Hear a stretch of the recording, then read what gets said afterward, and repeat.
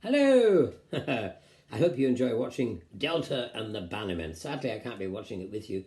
Well, you see, the thing is, I don't like watching myself on the screen, so every time I come on, I hide behind the couch. I wouldn't see much of it, would I? But seriously, I can't be watching it. Anyway, I would like you to watch out for one thing particular. There's a scene where Bonnie is in the sidecar and we're going over a field. It's a long shot, really. And as we go across, there's lots of bumps. And Bonnie keeps bumping up and down, as does her hair. But if you look very carefully, you can see that there is something that is there that should not be there. And it's definitely not Bonnie's hair. Another memory I have was on the motorbike where in the sidecar. Bonnie was in the sidecar and Richard Davis, wonderful, glorious Welsh actor, great fun. He was in the back, and as we were driving down the road, suddenly a bush seemed to run out into the middle of the road and we crashed into it, and he passed by me, looking rather worried, I thought, and landed softly in it. Yes, suddenly for a moment I thought maybe I was in that Scottish play, Bushes on the Move. It was incredibly sunny when we made it. Lovely, lovely weather. It was a joy. Don Henderson, my goodness, what a villain he was. But off screen, he was the most gentle of men. And there are lots of lovely, lovely people in it. Stubby Kaye, the great, the glorious Stubby Kaye, standing on the corner, watching all the world go by, was one of his great songs. Broadway star, film star. And there he was in our wonderful story with Ken Dodd, who was obviously glorious. He was beautiful. I mean, this great man, a great god of comedy. He came and he arrived and he said to me, he said, "Oh, listen, son," he said, "we're both from the same tribe, our teeth."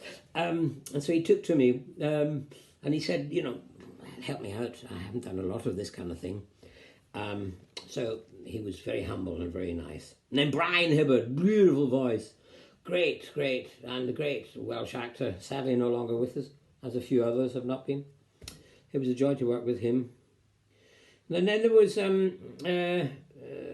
Morgan Deere. He was a dear man. He still is. Sometimes he's quite expensive as well. The jokes get worse. I'll go soon. You can watch the film.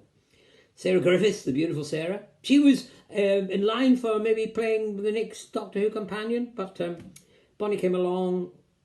No, sorry, not Bonnie.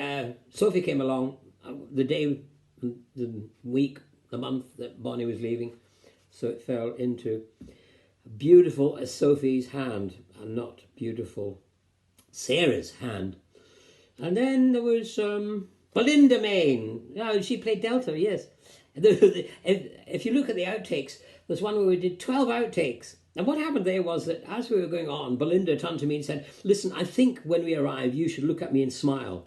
So, okay, I took a note, which is an unusual thing for actors to give to other people and for actors to take notes from actors. But anyway, I did. I came on, we all rushed on, and I stopped. I looked at her and I smiled, and she never looked at me. And that was it. I just went. I just laughed. And I couldn't stop laughing. And the more we did it, the more it became ridiculous.